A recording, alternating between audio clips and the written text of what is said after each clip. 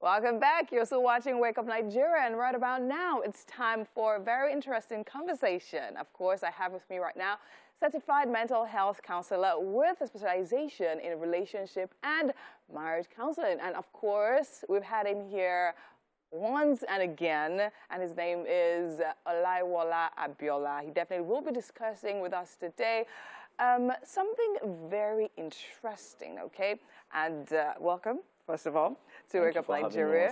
Once again. It's always a delight to be here. Thank you very much. It was always a pleasure having you here. You always have a way of impacting us with knowledge about these things that are very, very important in life. Okay, so now the topic of the conversation is about, first of all, let me tell you, so this conversation is about me. So if you happen to tap into it, good luck to you. Okay, so today we're talking about, do you still like the things you loved about your partner? And if you actually do, why? Okay, so now let me break it down. So I think it will be very interesting to have this conversation, and very important considering the fact that, I mean, these days we're having a whole lot of weddings, but at the same time, a whole lot of divorces and all of that. So it's very important to know, okay, fine, what is the problem causing these divorces? Could it be that, okay, fine, when you meet someone, you fall in love with the person, and then right after that, you fall out of love with the person? So from a professional point of view, what is your take on this topic? Wow, a very interesting one. Well, first of all, we can look at this from different perspectives. Number one, from what you have been conditioned psychologically and biologically. Number one, you have been conditioned, so to say, to attract someone that is opposite you. They say there's this knowing that opposite attracts. Okay. And there's also another understanding that says you attract someone that possesses what you lack, what you deny, the things you were denied, and the things you missed, so to say. Oh, is this psychological? Yes, it's psychological. That's why I said you've been conditioned, so to say. So if you're going to attract someone that is opposite, you opposite attract. So let me bring a case in point.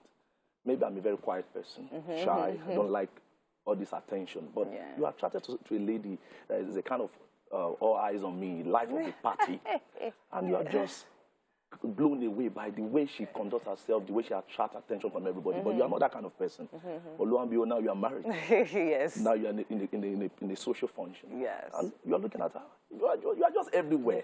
The same thing that you loved earlier on. Yes. Now it's the same thing.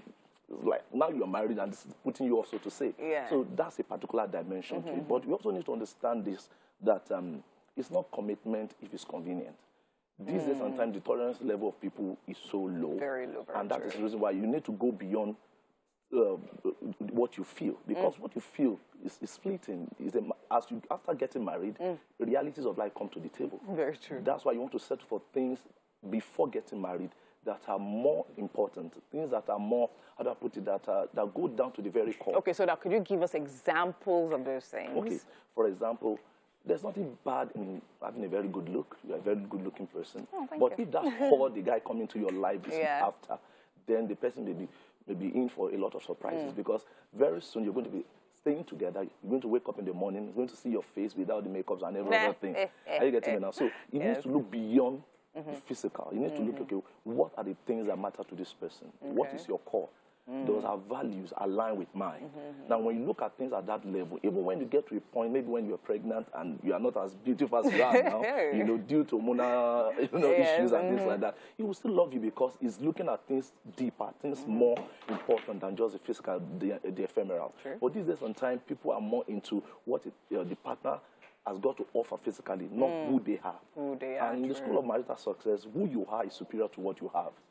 Very true, very true. So, I mean, from this conversation alone, I can tell that it's actually very important that people actually go into counseling. Now, I know that a lot of people, before they get married, they get counseled. So what is the problem? Is it that they just attend and, like, they're not interested in, or they don't learn from what's actually being taught them? Because in the end, I mean, they still have a lot of issues in marriage, right? So when you get to that point where it feels like, okay, the things that first attracted you don't attract you anymore, what do you do? That's the reason why I say professional premarital counseling is very, very important. Because at that point in time, you are going to come to the table, lay everything bare in a non-judgmental environment where you can say it the way it is.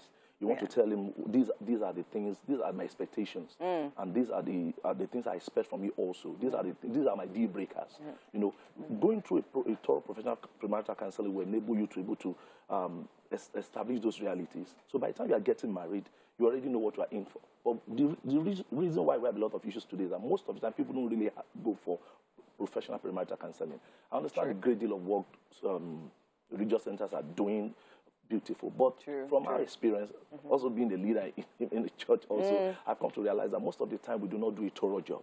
Okay. Because marriage is beyond just the spiritual. Very true. It's an all-encompassing thing. Very true. It encompasses the mental state of the person.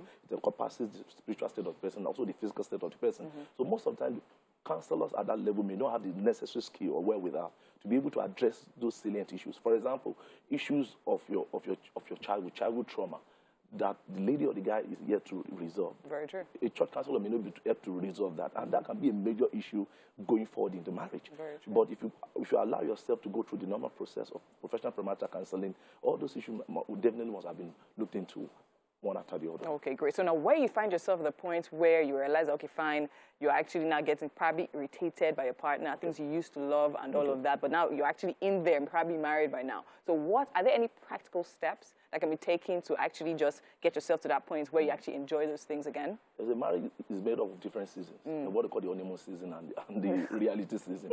So honeymoon season, you are still looking to each other, eyes, I love you, and things, butterfly in the belly. By the time we come, the reality will set in.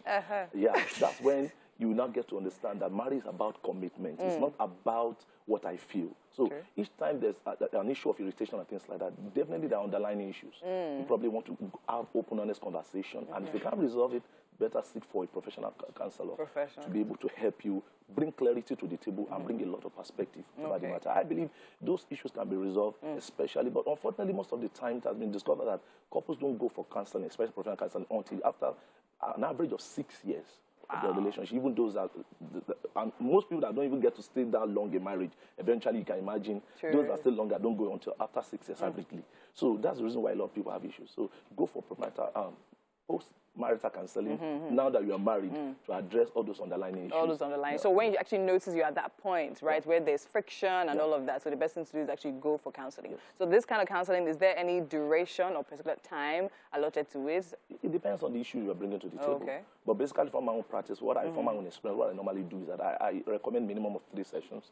A session with the woman, a session with the man, then a session together. Then the outcome of those 3 sessions will determine whether they're going to need more sessions or not. Okay, amazing. So now, from your professional point of view, what has been the most prevailing cause of people getting to that point where they are not attracted to each other anymore? And what has been the rate of recovery? Okay. Yeah. From my own experience and my private practice, I've come to discover the major reason is lack of self-awareness. People don't get to know themselves. Like themselves before they go ahead to fall in love. I tell people the first thing to do is you need to be self-aware. That's what we call mutuality. And at the root of mutuality is ability to know yourself and to know the woman or the man in your life.